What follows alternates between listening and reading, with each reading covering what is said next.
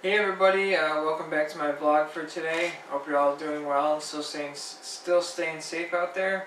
Um, Today is Sunday, so I will be talking again about artificial intelligence. I'm going to try and make it a quicker vlog than normal.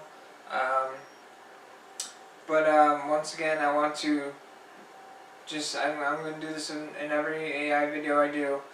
I'm prefacing this by saying I'm not an expert on the subject, and I don't claim to be. Just so everything's clear, I'm learning as I go about AI.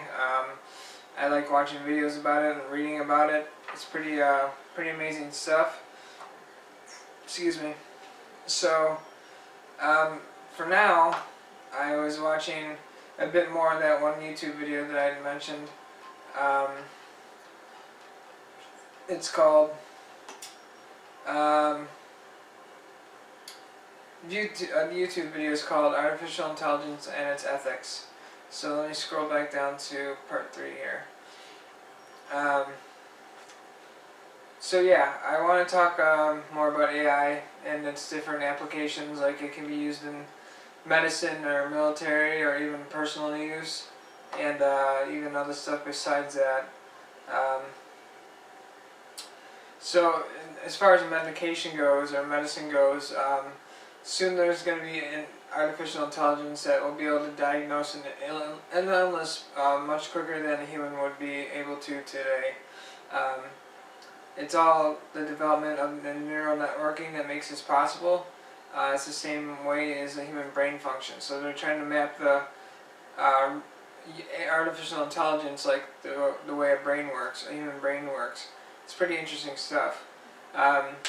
In Japan, they already have robots that are able to care for patients in the hospital. However, they cannot care for a patient like a human being is able to.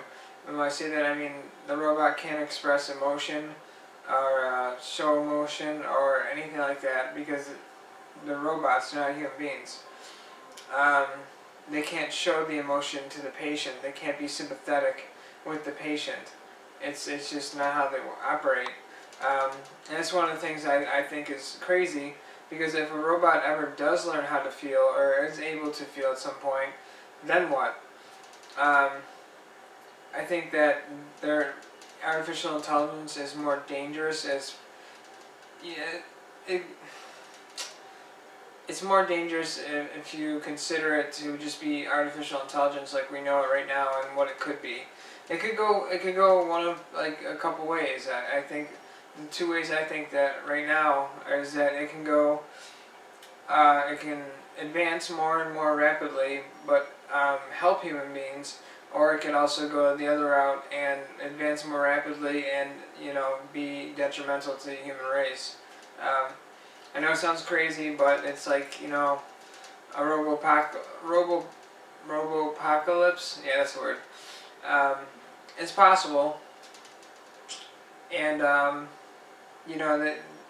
they don't know that if this will happen or not.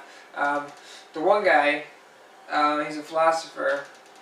I was watching about him. This guy Thomas Metzinger, he's concerned about an arms race for deadly artificial intelligence. He has been trying to develop solutions to that. Now, see, that's what I was talking about when we went down this road, is deadly AI. Now, that can be used in a lot of applications, especially the military. So that, and just even if it gets to the point where a robot or an android robot, whatever you want to call them, gets to the point where they can think for themselves and they become aware of themselves, that they can be detrimental to the human race, especially the deadly AI, which it would be like stuff for military use, like I said. So robots can do very basic things still. It's still cool though, but the one robot they showed was getting a drink and giving it to a patient. Again, basic but pretty cool. It can even talk and tell you its name and what its purpose is. And the robot's purpose... What the heck was that? Robots can go beyond serving drinks and doing other basic similar stuff. than that, though.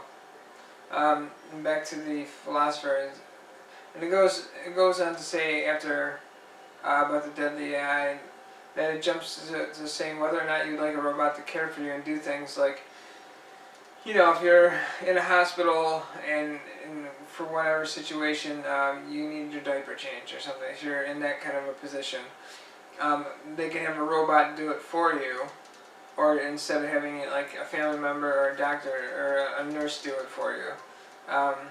That's just one of the things they talk about as far as dignity goes. You know, that's like a iffy subject right there, and that's one reason why they brought it up. Of course, this is still speaking from hospitalization standpoint, and then it comes down to dignity. Like I said, there's also other robots that could do other things a robot could do for the patient, and simply just reading to the patient or asking questions. So say for instance you're in a hospital and you have a book, the robot can read you the book, which I don't see why you would want that. I don't know, unless you can't see well or something, I don't know. That, or it can ask you questions, and that can be about your medication, it can be about other stuff. It can ask a bunch of different questions. So, and then develop a diagnosis of. It can ask you questions and diagnose you just from those questions. But anyways, we as humans are now facing the beginning of what is a new time filled with the unknown. There is so much that can be done that we haven't seen yet. I think that even in the next 10 years we will have drastically changed as a civilization. Germany is looking to take charge of the AI development and is building a research center to help with that.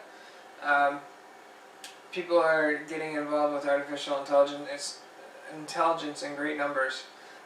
There's a lot of people involved with this stuff, and it's I think that contributes to obviously how rapidly things are progressing. Metzinger, as mentioned before, is part of an English parliament of people who are experts in AI. This parliament wants things to be even across all Europe with this technology, while at the same time as developing clear ethical restraints. He is worried about an arms race as far as the military goes. I mentioned that earlier. Military that would have AI-based weaponry. Now that, to me, is scary.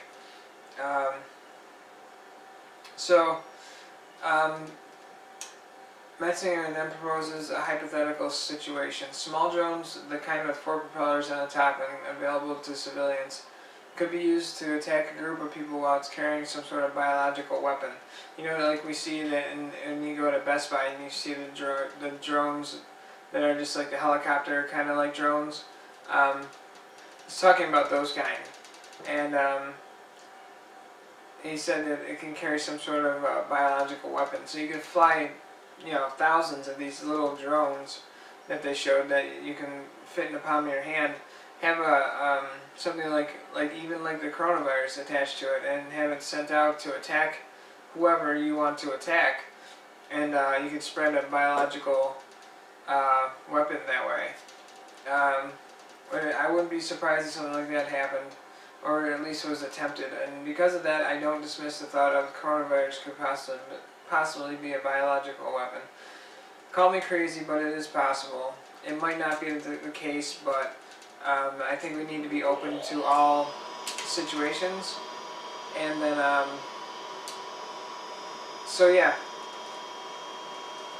So anyways, I hope you guys enjoyed this. I want to get more of this done. That 10 minutes went by quick. And hopefully next Sunday I'll be able to bring you more info about some AI, some interesting stuff. So anyways, I think my furnace is turning on now. But I think that I'm going to end things here for now, because that's the end of what I have taken down for notes. So if you guys liked it, give me a thumbs up. Leave a comment, let me know what you thought. Let me know where you want to see this channel or this topic go. And there's so many ways we can go with this artificial intelligence. But leave me a thumbs up, comment, and please subscribe. I'd appreciate it. And that's it for me for now, and I'll catch you guys in the next one.